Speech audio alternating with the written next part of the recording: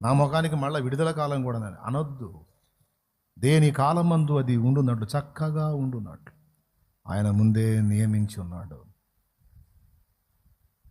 ఈరోజు కొంతమంది కన్నీళ్ళే అన్నపానాలుగా బతుకుతున్నారు. ఈరోజు దేవుడు నీతో మాట్లాడు, భయపడకు. శ్రమ పొందవలసిన కాలము నువ్వు పొందాల్సిందే.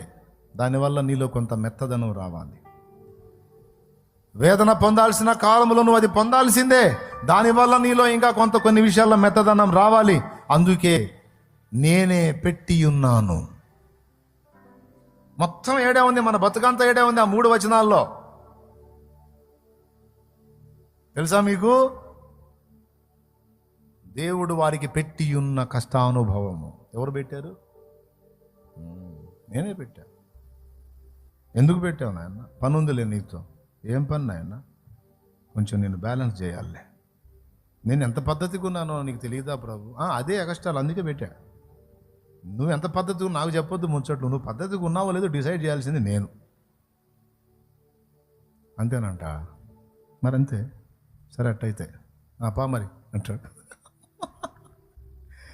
ప్రభువుకి మహిమ కలుగును గాక. పెద్దోడు, అర్థమైందా నీకు? అర్థమైందా? కాలేదా? కాకపోయినా టైం లేదు పెద్దోడా. కూటమి అయితే అయిపోయింది, మరి ఇంకేం చేద్దాం? ఈరోజు నిన్ను కొలిమిలో పెట్టాడు, గుర్తుపెట్టుకో. కొలిమిలో నుంచి నిన్ను బయటికి తీసి ఒక పాత్రగా మలిచే టైం ఉంటుంది.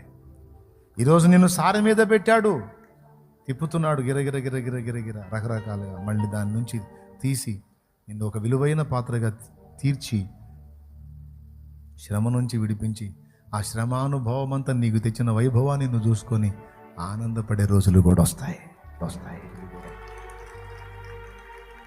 నేను చెప్పానా? బైబిల్లో ఉందా? ఏమ్మాయి తల్లి చెప్పురా, ప్రతిదానికి సమయం గల